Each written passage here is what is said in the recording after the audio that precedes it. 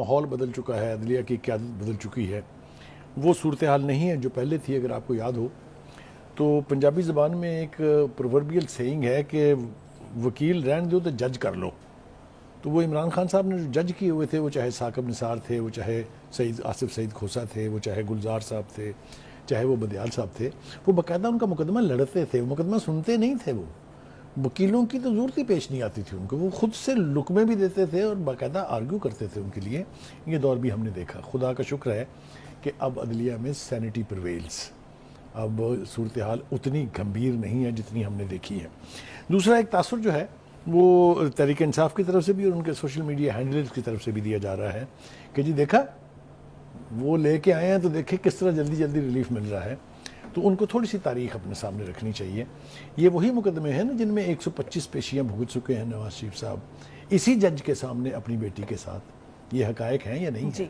تو اس لیے یہ nothing is coming as a free lunch, یہ ہوتا نہیں ہے. دوسری بات یہ ہے کہ یعنی جو بات میں خاص طور سے کرنا چاہتا ہوں وہ یہ ہے کہ یہ بھی کہا گیا کہ جناب یہ بھگوڑا تھا.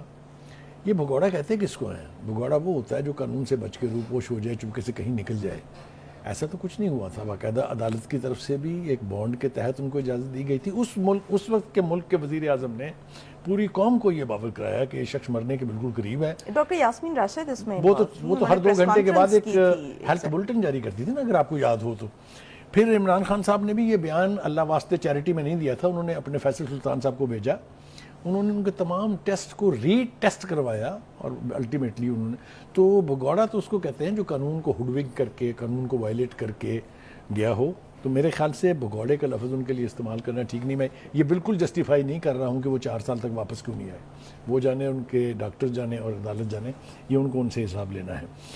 دوسری بات یہ ہے کہ دیکھیے یہ کیسز بنے کس طرح تھے. ابھی آپ نے اس کی طرف ہلکا سا اشارہ کیا. اگر میں اس کی تفصیل میں جاؤں تو پورے پروگرام کا وقت جو ہے وہ گزر جائے گا.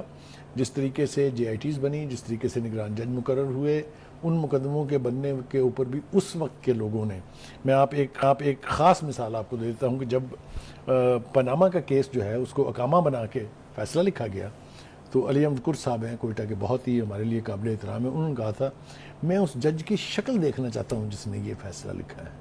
یعنی یہ اتنا بڑا چھپا ہوا طنز تھا اس کے اندر جس کو صاحب عقل لوگ اچھی طرح سے سمجھ سکتے ہیں.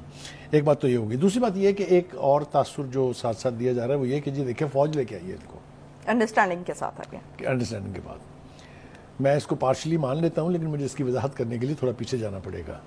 عمران کو کون لے کے آیا تھا؟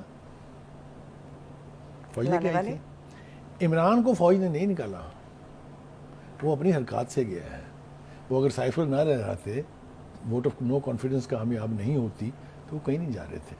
تو وہ اپنی دشمنی انہوں نے خود کی ہے. دوسری بات یہ ہے کہ اس کو نواز کو کیوں لایا جا رہا ہے؟ فرض کیجیے ہم مان لیتے ہیں کہ جی ہاں جی ان کو لایا جا رہا ہے، اس لیے کہ it's a situation where there is no other option. کسی نے تو ڈیلیور کرنا ہے نا. دنیا میں اب فوجی حکومتیں پرویل بھی نہیں کرتی ہیں اور ان کی پذیرائی بھی نہیں ہوتی ہے. لہذا کسی نہ کسی پولیٹیکل فساد کی ضرورت ہوتی ہے. یہی وجہ ہے کہ ہمارے ہاں بھی جو سکسیسر ڈکٹیٹرز ہیں ان کو الٹیمیٹلی اپنے گرد ایک سیاسی حصار بنانا پڑا. لہذا پولیٹیشین کے علاوہ تو کوئی ڈیلیور نہیں کر سکتا.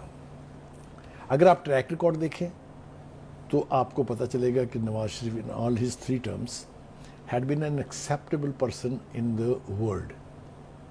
دوسرا یہ کہ گراؤنڈ کے اوپر ان کے دور کے منصوبے اور جو لینڈ مارکس ہیں وہ بھی کسی سے پوشیدہ نہیں ہیں. لوڈ شیڈنگ، وہ میں ان کے پارٹی کے وکیل کی طرح بولنا نہیں چاہتا ہوں لیکن یہ وہ ریالٹیز ہیں جو ہماری آنکھوں نے جس پر آج وہ اپنا نیریٹو بھی بلڈ کر رہے ہیں کہ کارکردگی ہماری 2013 سے 2018 تک جو رہی. جو میرے خیال سے سب سے زیادہ اس بات پر معترض ہے وہ ہے پیپلز پارٹی. پیپلز پارٹی کے 2 جو رہنما ہیں ان کے بیانات ہمارے سامنے ہیں. تو بخاری صاحب کسی حد تک وہ بھی تو ٹھیک کہہ رہے ہیں. ہاں نہیں، وہ کسی حد تک نہیں، بہت حد تک وہ ٹھیک کہہ رہے ہیں. لیکن پھر وہی صورتحال ہے. دیکھیں نا، اگر آپ بلوچستان کی حکومت کسی کے لیے توڑ دیں تو آپ ٹھیک ہیں. آپ سینٹر کے چیئرمین کے الیکشن میں اس وقت کی اشرافیہ یا اس وقت کی اسٹیبلشمنٹ کا ساتھ دیں تو وہ ٹھیک ہے. اور کوئی دوسرا وہ کرے تو وہ اقدامات غلط ہیں. ویسے میں بھی بالکل زرداری پیپلز صاحب کو مفاہمت کا بادشاہ ایسا کہا جاتا ہے, تو مفاہمت کس سے مفاہمت ہے؟ ہاں نہیں وہ ظاہر ہے, وہ آپ کو پتہ ہی ہے جس سے مفاہمت تھی, لیکن پھر بھی ہم اپنے بیان میں ان کے بیانات کا تذکرہ نہ کریں تھوڑی سی زیادتی ہوگی. پورے تو ہم نہیں دہرا سکتے, لیکن 2 چار جملے جو ہیں وہ بہت ضروری ہیں. وہ کہتے ہیں جی کہ نواز شریف کی سزا معطلی کے فیصلے اگر ایسے ہی ہونے ہیں تو عدالتوں کو تالے لگا دیں. یہ ہے پیپلز پارٹی, اور ان کے جو حسن مرتضی ہیں وہ کہتے ہیں نواز شریف کو لاڈلا پلس بلکہ عمران پلس بننے کی مبارکباد دیتے ہیں. تو بخاری صاحب یعنی کہ ہم دیکھ رہے ہیں کہ پیپلز پارٹی مد مقابل آ چکی ہے نون لیگ کے, اور ان میں سے ایک تو عوام کو تو چوز کرنا ہے نا, تو ان میں سے آپ کیا سمجھتے ہیں کہ کون ٹھیک کہہ رہا ہے؟ دیکھیے گزارش یہ ہے کہ پیپلز پارٹی اور نون لیگ روایتی حریف ہے. انہوں نے کوئی بھی الیکشن جو ہے وہ انتخابی اتحاد کے تحت نہیں لڑا ہے. پنجاب میں تو بہت خاص طور سے, یعنی جو یدھ پڑتا ہے جس کو کہتے ہیں, وہ ہمیشہ پیپلز پارٹی اور نون لیگ کے رہا ہے, سوائے 2018 کے الیکشن میں, جبکہ یدھ تو تھا انہی کے بیچ میں, لیکن ان کے ووٹ کو کم کرنے کا, جس کو کہتے ہیں کہ جی ہمارا مینڈیٹ چرا لیا گیا, اس کے تحت پی ٹی آئی کو جتوایا گیا. یہ بھی اب بات کوئی راز نہیں ہے, جو اس کے کریکٹر تھے وہ سارے یہ کنفیشنل سٹیٹمنٹس دے چکے ہوئے ہیں. لہٰذا پیپلز پارٹی اور نون لیگ کا آمنا سامنا تو رہے گا, اور اس الیکشن میں یہ اور زیادہ شدید ہوگا. کچھ مقامات یعنی علاقے ایسے ہیں, خطے ایسے ہیں پاکستان کے جن پر پیپلز پارٹی کو یعنی اثر و رسوخ اس کا جو ہے وہ بہت زیادہ ہے. سندھ ان کا ہے, پچھلے 20-25 سالوں سے سندھ ان کا ہے. اسی طریقے سے ان کا دعویٰ ہے پیپلز پارٹی کا کہ جو صدرن پنجاب ہے, جنوبی صوبہ جس کو ہم کہتے ہیں, اس علاقے میں بھی ان کی پذیرائی بہت ہے. پھر بلوچستان میں ہمیشہ پیپلز پارٹی اور نون لیگ دونوں نے ہی سیٹیں لی ہیں, جوڑ توڑ میں اور یہی حال جو ہے کے پی کے میں. تو بخاری صاحب جی جو نواز شریف کو اس وقت لاڈلا کہا جا رہا ہے, آپ کیا سمجھتے ہیں کہ عوام میں بھی تو ایک تاثر موجود ہوگا نا, آگے انتخابات بھی ہونے والے ہیں, تو کیا آپ سمجھتے ہیں کہ نواز شریف جو ہے وہ جو عوام کا یہ تاثر ہے کہ وہ لاڈلے بن کے آئے ہیں, یا آپ دیکھیے عوام ساری کا یہ تاثر نہیں ہے, یہ ان کے جو مخالف حلقے ہیں, جو ان کی مخالف پارٹیاں ہیں, یہ ان کا خیال ہے. آپ اس کو پوری قوم کی رائے نہیں کہہ سکتے, اور نہ یہ پوری قوم کی رائے ہے. دیکھیے انہیں اس امیج سے بھی نکلنا ہوگا, اور اس کے لیے یہی ہے کہ وہ الیکشن لڑیں, الیکشن جیتے, حکومت بنائیں, اور پھر انڈیپینڈنٹ فیصلے کریں, تبھی ثابت کر پائیں گے نا وہ. تو الیکشن ہونے تک تو یہ سارا معاملہ اسی طرح چلتا رہے گا. میرے خیال سے نواز شریف صاحب کو اب چاہیے کہ ان کو چونکہ عدالتوں سے ان کی جان تقریباً چھٹ گئی ہے یا چھٹ رہی ہے, ان کو اب پارٹی کے امور کی طرف زیادہ فوکس کرنا چاہیے الیکشن سے پہلے. دوسری بات یہ کہ ایک تاثر دینے کی کوشش کی گئی تھی, وہ بھی جو ہے زائل ہو گیا ہے, کہ نون لیگ شاید الیکشن ملتوی کرانا چاہتی ہے. پیپلز پارٹی کا خاص طور سے یہ ایک سٹانس رہا ہے میرے خیال سے. لیکن یہ بھی کہا جاتا تھا کہ نواز شریف اگر واپس آ گئے تو اس کا مطلب الیکشنز جو ہے وہ نزدیک ہوں گے. یہ ایک عام رائے یہ بھی قائم ہوئی تھی, لیکن اب جتنے بھی بیانات ہم نواز شریف, شہباز شریف یا ان کی پارٹی کے لوگوں سے سن رہے ہیں, اس میں یہی ہے کہ جی الیکشن تو اب جنوری سے جا سکتے ہیں, اور نہیں جانے چاہیے. مزید ڈیلے نہیں ہونا چاہیے. الیکشن کے علاوہ اس ملک کے مسائل کا کوئی حل نہیں ہے. جو بھی اب اس کو مزید تاخیر کا باعث بنے گا, وہ میرے خیال سے نہ ملک کی خدمت کر رہا ہے, نہ جمہوریت کی خدمت کر رہا ہے. ٹھیک ہے. ہر گزرتا دن پی ٹی آئی کی فیٹ پر بھاری پڑتا جا رہا ہے, اور تحریک انصاف کی اس وقت 3 خواتین رہنما جو ہیں وہ استحکام پاکستان پارٹی میں شامل ہو چکی ہیں. اندلیب عباس, سعدیہ سہیل, اور تیسری ہیں سمیرہ بخاری.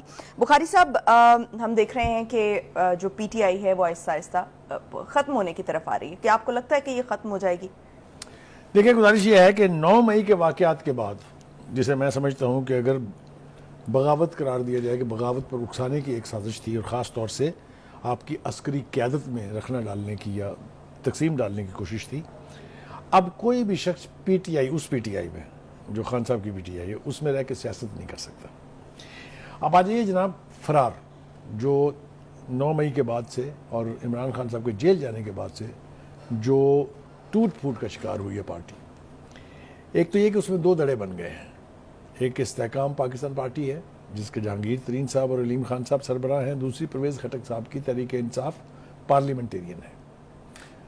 تو 2 جگہ تو لوگ جس کے جہاں سینگ سمائے ہیں وہاں بھاگ گئے ہیں. خاص طور سے میں اگر ذمہ داری سے کہوں تو کہ جتنے بھی الیکٹیبلز تھے جو جس طرح سے لائے گئے تھے اسی طرح سے واپس چلے گئے ہیں. اور خاص طور سے جہانگیر ترین کے حوالے سے جو کہا جا رہا ہے کہ جن کو وہ ہیلی کاپٹر میں لے کے آئے تھے ان کو ہی وہ ہیلی کاپٹر میں واپس لے جا رہے ہیں. دس از آبجیکٹیولی سیڈ بائی somebody. ہم صرف اس کو کوٹ کر رہے ہیں.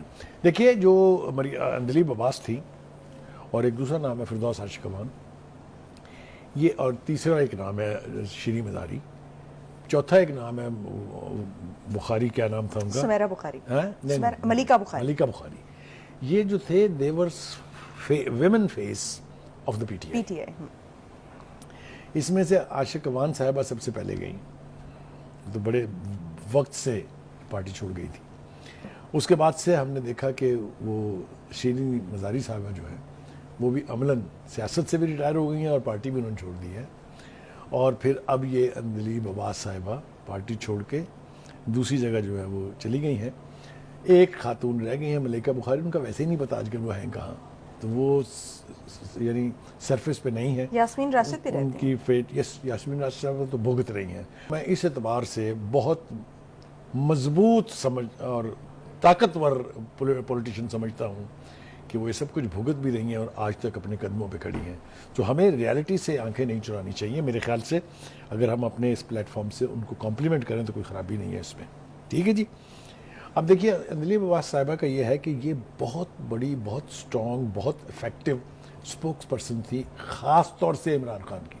پارٹی کو چھوڑ دیں. یوٹیوب پر گوگلی ٹی وی دیکھنے کے لیے youtube.com کی سرچ بار میں گوگلی ٹی وی ٹائپ کریں.